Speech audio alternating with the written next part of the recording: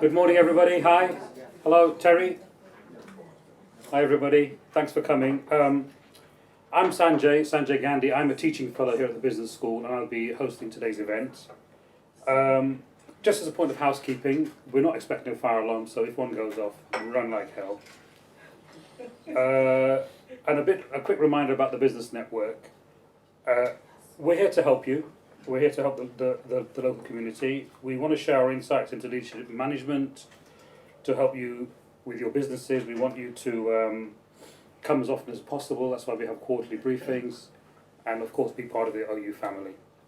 There'll be an opportunity to ask questions later. And the event is being recorded. So we ask you to wait for the microphone should you want to say something. And please follow us on social media, on Twitter and on Facebook. I have the pleasure this morning of introducing Victoria Williams, one of our bright young stars at the business school. She's a PhD student and she's researching the experience of endometriosis in the workplace and menstrual policy. Prior to pursuing her full-time PhD program, she was awarded with a first-class honours in business management from King's College London. Victoria also worked as a digital account director for several years in film and creative agencies across London, alongside training in women's health. She later set up her own business in women's health, supporting people with endometriosis and other gynecological conditions. Over to you, Victoria. Thank you. So good morning, and thank you for all taking the time to be here this morning. As Sanjay said, my name is Victoria Williams, and I'm a PhD student here at the OU Business School. So my research involves understanding the true lived experience of endometriosis in the workplace, and how support interventions like menstrual policy can make a real difference. Before I go into too much of an introduction about the talk, I want to start off and go straight into a visual exercise. And the visualization element of this is really important. So if you can take a moment just to get nice and comfortable in your seats. And when you're ready, closing your eyes, taking a big deep breath. Beginning to visualize this with me. You have just woken up to a cold, dark, and grey morning. You're still half asleep, feeling heavy as if a magnet is drawing you back. Maybe it's just the weather, though. As you dress, everything feels uncomfortably tight. You fidget and tug as you head out of the door. And you're walking, driving, or maybe you're pushing yourself onto the bus, the train, really wishing you had that seat today. You're exhausted. If your eyelids closed for any longer than a second, they'd fall halfway down your face. Maybe you'll be fine when you get to work, though. As you arrive, you feel your energy draining just as fast as the colour of your face. You sit, and a throbbing sensation begins to radiate up your back and down your legs. You notice your heart beating faster, a sudden stab to your body and another one, a hammer thudding at your pelvis, crippling you, immobilizing you, the pain climbing just as quick as your anxiety. Thoughts pound into your head. I've got a meeting, but the pain, the deadline, what's wrong with me? Your breath shortens and shallows as if a corset were tightening around your lungs. This isn't normal. You feel nauseous, dizzy, alone. The pain is unbearable.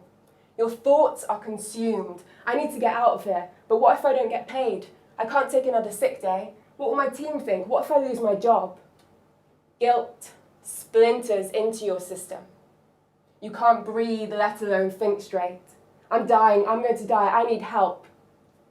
You voice internal chaos that develops into despair. Keeping your eyes closed for just a few moments longer, and just noticing how that feels within your body. Now, what if I told you this was your regular experience? It comes out of the blue. You don't know when or for how long. How does that make you feel? Think about your future, your career, your dreams.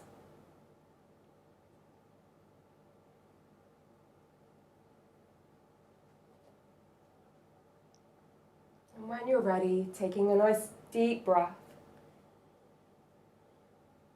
and slowly beginning to open your eyes. And maybe just shaking off that visualization can be quite strong for some people. Now, what if I told you this was the experience of an invisible and incurable condition that no one talks about at work? What if I told you that nearly 200 million women of working age are living with it? What if I told you it takes an average of 8 years to be diagnosed, no matter how many doctors you see or how many work days you miss? Now, this is endometriosis at work. And I'm going to be focusing mainly on endometriosis today as just one example of many reproductive health challenges in the workplace, because it shares so many similarities with the menopause transition, with polycystic ovary syndrome, with premenstrual dysphoric disorder, and many, many more. I'm going to tell you that because of the way society is set up, these are much more debilitating conditions or life changes than they need to be. But we also have a unique opportunity to overcome the one-sidedness of the workplace for a more equal, prosperous, and inclusive future.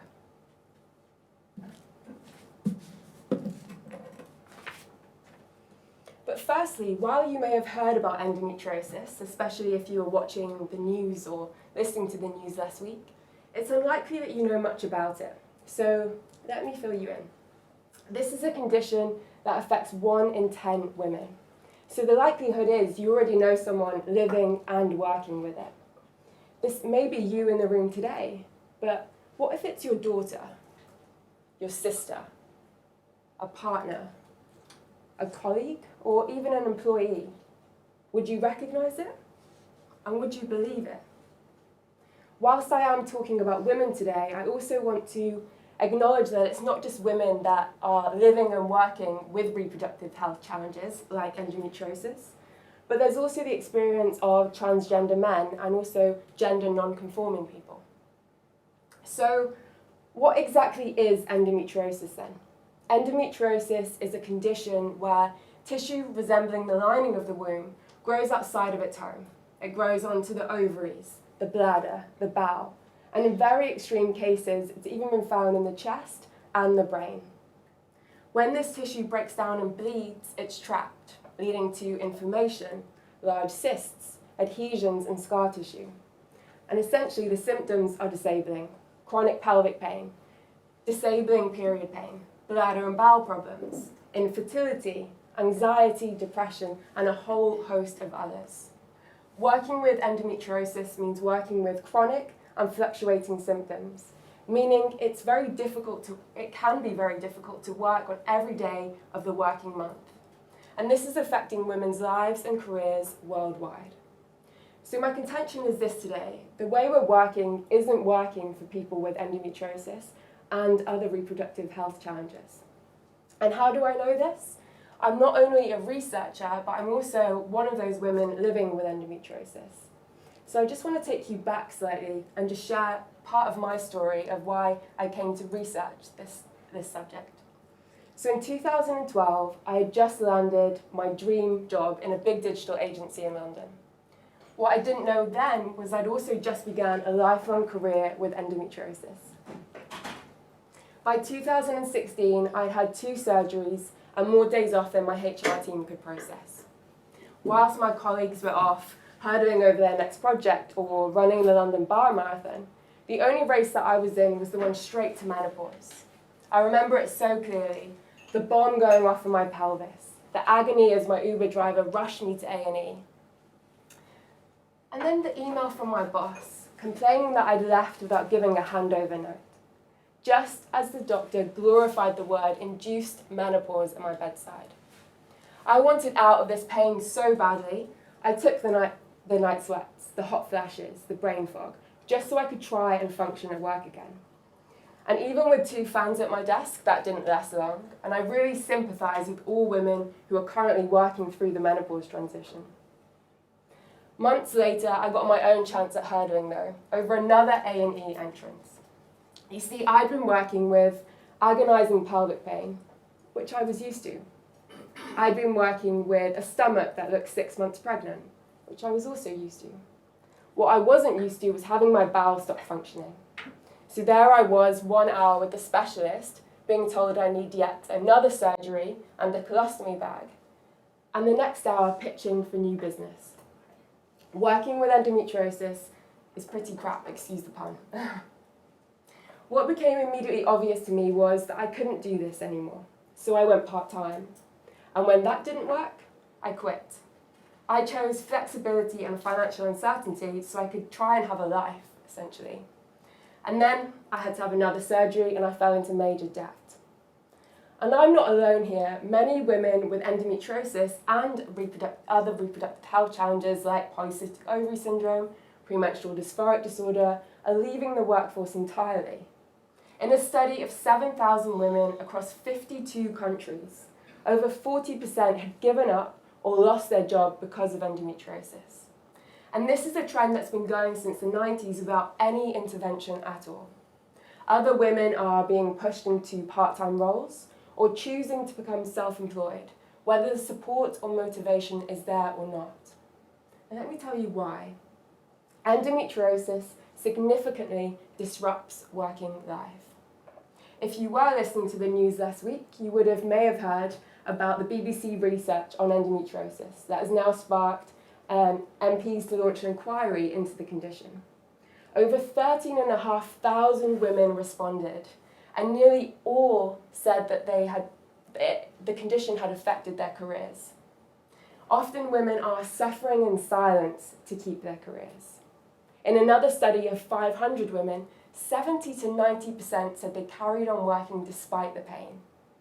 These are women that continue to burn through the week and spend the whole weekend in bed recovering. And if they do take time off, it adds up. An average of £5,000 per year is lost in missed workdays, alongside lost promotions, pay rises, and clients. Many avoid asking for help because it's stigmatized, it has poor recognition, and ultimately they fear it will be used against them. And this is why we can't rely on existing workplace practices. Women with endometriosis are trying to balance a chronic illness with paid and unpaid domestic work. It's effectively working a third shift, and it's unsustainable. And this is the same for women working with and through the menopause transition, and many other reproductive health challenges that we've already identified. The shame that follows a woman from her first period into the workplace has taught her it's not appropriate to talk about down there. In fact, endometriosis not only carries the stigma of menstruation, but it also carries the taboo of an invisible illness. It's a triple dose of repression, oppression, and suppression. Imagine having to reveal a gender-specific and intimate condition that for centuries was misdiagnosed as hysteria. Because endometriosis not only comes with pain, but also an emotional whirlwind. Concealing symptoms isn't always possible. But getting access to the appropriate support can be challenging because the structure of work isn't designed for people with endometriosis. And asking for support is also difficult, in disclosing your symptoms, because of the response from employers. It can be extremely varied from being discriminated against or patronised against, or you have other employers that are flexible and supportive. Which women do you think remain and prosper in the workforce? But change isn't just down to organisations. We need a much greater shift across society, across the political sphere, and the medical profession. Endometriosis costs the UK economy £8.2 billion a year in lost work and healthcare.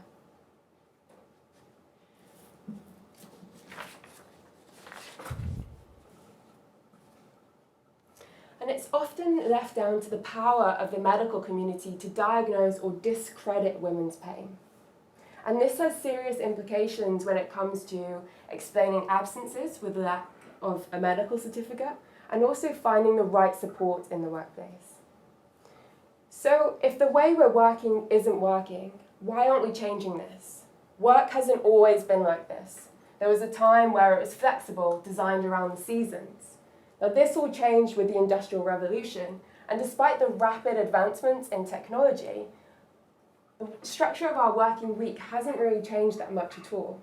Most of us are still working with the rigid and monotonous structure of the 19th century. And the result? Women with endometriosis, working through the menopause, are having to hide it all.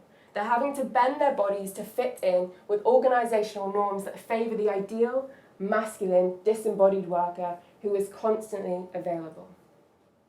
So why aren't we changing the conversation? Why aren't we changing a structure and culture that punishes people for being different in the workplace? Now, think back to the beginning of how you felt during that visualization, how you embodied that experience. Now, these are women that are living with this, often on a day-to-day basis, fluctuating symptoms. So what's next for people with endometriosis and other reproductive health challenges? Well, imagine that morning you were able to take the day off paid, or you were given permission to work from home, or you were able to go into work a little bit later. What if when you got to work, you were able and given permission to take extra breaks? Or there was a designated area where you could rest? Or what if you were able to track your symptoms and structure and organise your work around them? Now this is menstrual policy, strategies that support women with invisible menstrual conditions. It's a policy that's been widely debated. Some argue that it would put gender equality back over 100 years. But here's the thing. Biological differences exist in the workplace, and by not addressing them, women continue to perform in pain or often leave the workforce entirely.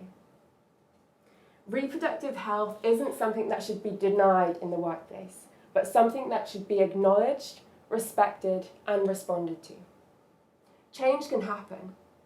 In 2016, Coexist became the first UK company to introduce menstrual policy.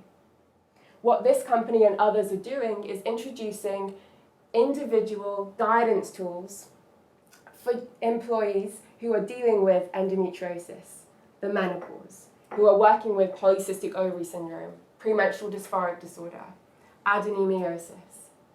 And they found that flexible options, including working from home, made life much more manageable.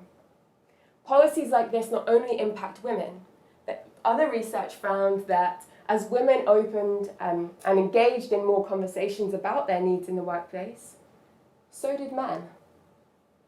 So imagine a workforce that responds and respects to all life stages and cycles, from motherhood, fatherhood, the menopause, invisible illnesses, caring for the elderly, for all embodied needs.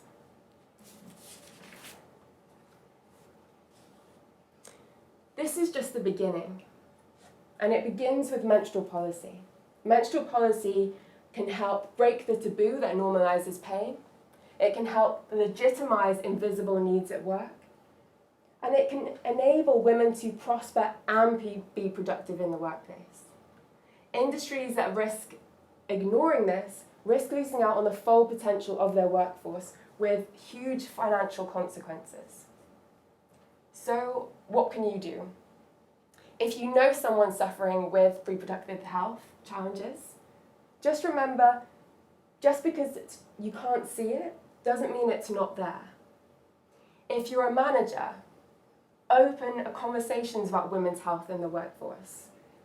You don't have to be a medical expert. Sit down and have that two-way conversation about what mutual reasonable adjustments can benefit you both. And if you have endometriosis, show your manager the facts, sit down with your treatment plan, and request reasonable adjustments that will benefit you both and help you thrive at what you do. It's time that more companies and policymakers evolved with the needs of the 21st century workplace. It's time that not only the few were accommodated, but the many. It's time that people can be fully in the world of work as well as being fully in their bodies. Thank you.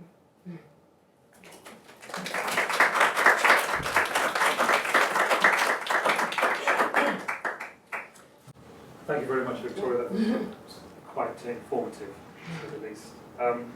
Questions now. If anybody's got any questions for Victoria, please go ahead. We'll bother using the microphone. I think it's more of a friends here. That's okay. You mentioned that when women engage about their symptoms in the workplace, that their fellow colleagues and men as well felt able to discuss it. Yeah. Was there research that you found that? Absolutely, yeah. So it was a research done by Lara Owen. It came out January of this year, Yeah. and it was in a Bristol-based company. And I'm happy to share the research afterwards if Matthew wants to circulate it, so you can. Yeah, brilliant. Thank you. I have a question, Victoria. Yeah. I was wondering if there's been any international studies, how the UK compares to other countries in dealing with this? So menstrual policy hasn't been widely researched at all. So the only study at the moment of its impact in the workplace is the Bristol-based company. But this has been quite a progressive implementation, especially menstrual policy. Its origins were kind of dominated by Eastern countries, and they're found, well, the policy itself is found in kind of sweatshop labour activities and industries. But it's only been recently that actually menstrual policy has been used more towards women's well-being in the workplace.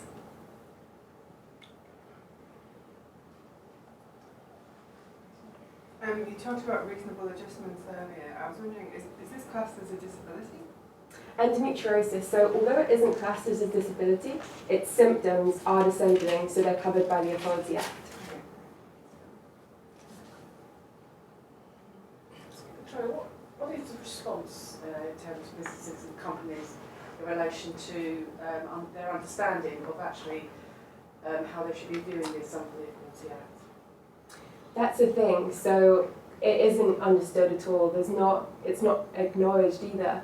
And even when you find in the Department of Work and Pensions, for instance, when women, for instance, go self-employed to help them manage their symptoms and then they're faced with another surgery, when they go to try and get support to kind of cover that time off, it still isn't understood kind of at a government level. That's why there needs to be so much more understanding of this, because it is invisible. And I feel like today we still live in a society where evidence is classed over experience, and most of the time it takes 8 years on average to get a diagnosis. So many women are suffering during this period without medical kind of certificates, it's difficult to kind of find that support across many, many different levels.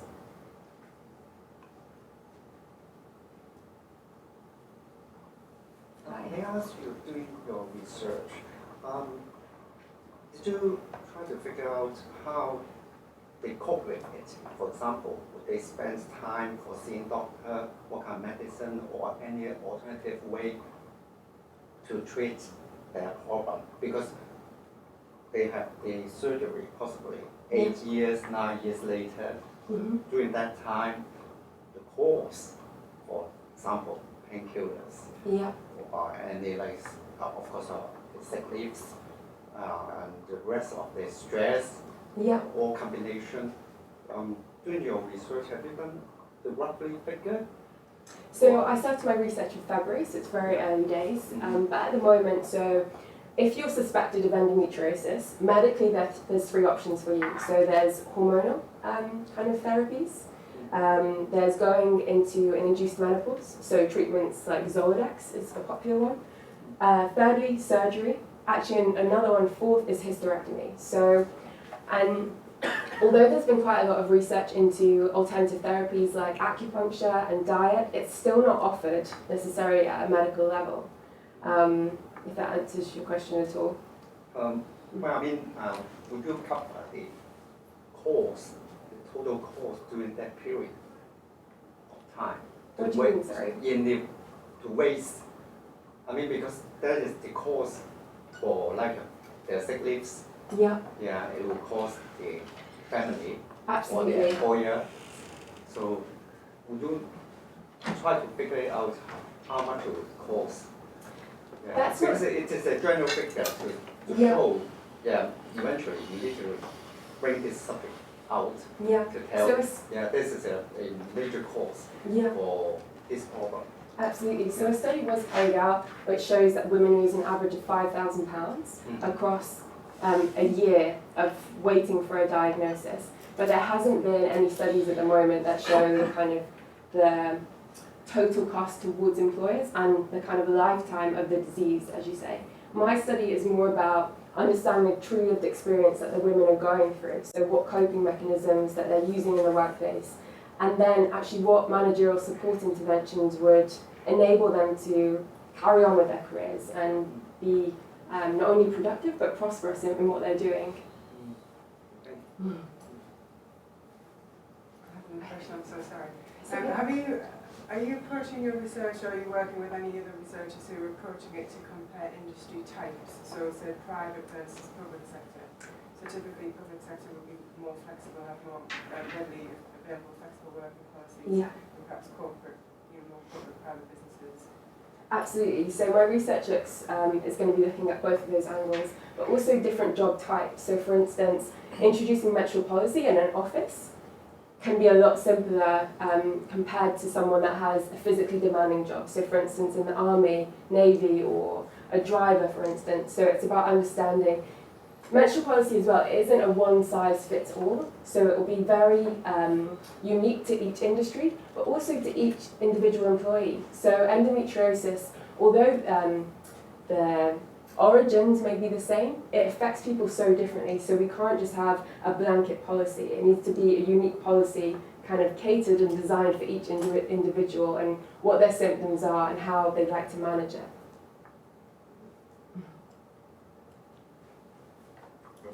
Hi, thank you very much indeed. I didn't know this was happening.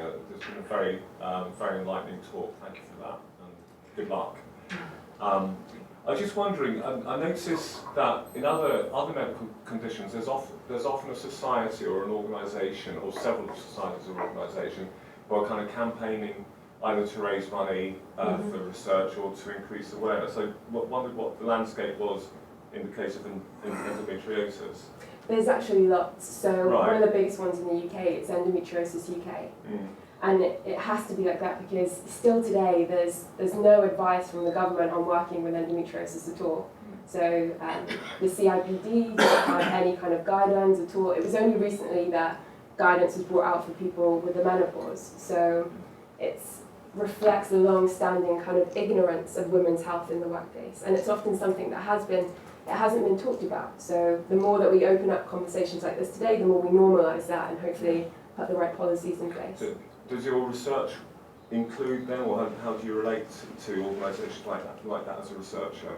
So I'm going to be working quite closely with Endometriosis UK. So we're actually running an endo awareness event here in March, which Endometriosis UK will be a part of. And as much as possible, I want to get them involved in my research. So they were heavily involved in the BBC research that was launched last week. So the survey was actually launched through the Endometriosis UK kind of community and channels. Thank you very much. From a practical perspective, what could an organisation do to be more sensitive to the needs of this condition? I think it's to welcome the conversation of women's health. So to offer training to managers, to know lots of research that I've come across. Managers have a reluctance because they feel as if they're not an expert in the condition or they don't know much about it. But actually, if you flip that on its head, you don't need to know much about an epidural, for instance, to talk about maternity leave. So it's actually just sitting down and having that honest conversation and allowing employees, giving employees the permission to be able to come to you and talk about women's health. So lots of different adjustments. So for instance, when working from home, made life much more manageable for people with endometriosis, but also the menopause. Understanding that it's not only how symptoms can affect work, but also working environments, work stresses can also impact symptoms. So for instance, with the menopause, there's been research on temperatures in the office. So just being aware of kind of the environmental factors around you and how structuring work in a different way, you might see lots more potential out of different employees.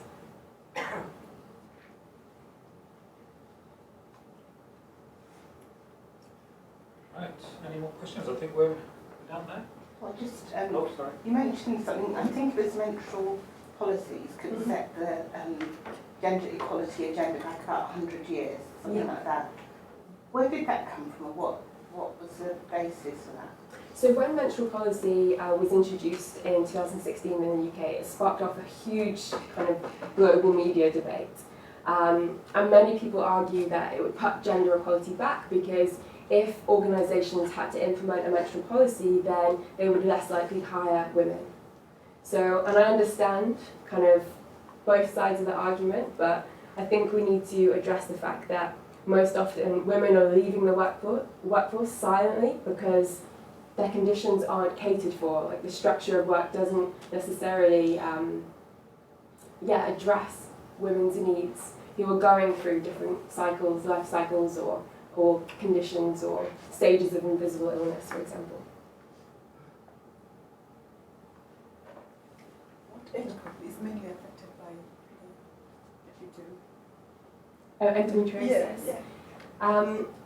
It affects, so research has showed that it's been found in girls aged 12, so as soon as kind of menstruation begins, up to women who are 80. So many believe that once the menopause happens, so endometriosis, it's an estrogen-driven disease. So as estrogen and progesterone naturally rise throughout our monthly cycle, that grows the tissue.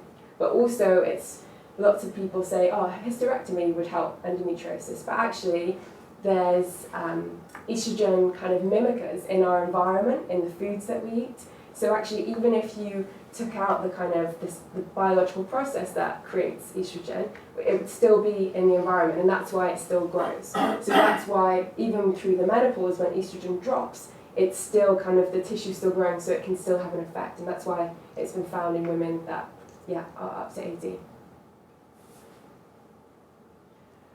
You mentioned that there were policies in some Asian societies, and you mentioned sweatshops. How did that work? How does it work together? So menstrual policy first came into being in Japan after the First World War. And it came into being because many women were obviously occupying the workforce during the World War. So they wanted to account for population losses, so encourage people to reproduce, but they also wanted to make space for men returning from war. So after Japan, that was then introduced in, what's the second country? So it was in South Korea, Taiwan, Indonesia. The first country was Russia, then it was introduced in Japan after the Second World War. And often what's happening is that many women from rural kind of backgrounds are moving into kind of textile industries. That's where it was very much originated from. And these women are working with really poor conditions. They don't have access to toilets, for instance. There'll be a factory of 500 women and one toilet. Or they're working incredibly long hours. They're living in very, very poor conditions. And most of it was legislation from the governments that put in the menstrual policy because of those poor working conditions.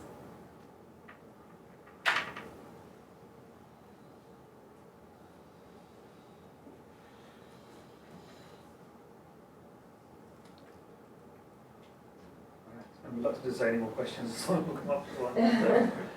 Are we done? Well, if you've got any more questions for Victoria, by all means, get in touch with her directly. I'd like to thank you again so much for such an enjoyable and inspiring speech or talk. And of course, by all means, stick around for some networking. It's great to see you all again, and please, we look forward to seeing you at our next event. Thanks for coming today. Thank you.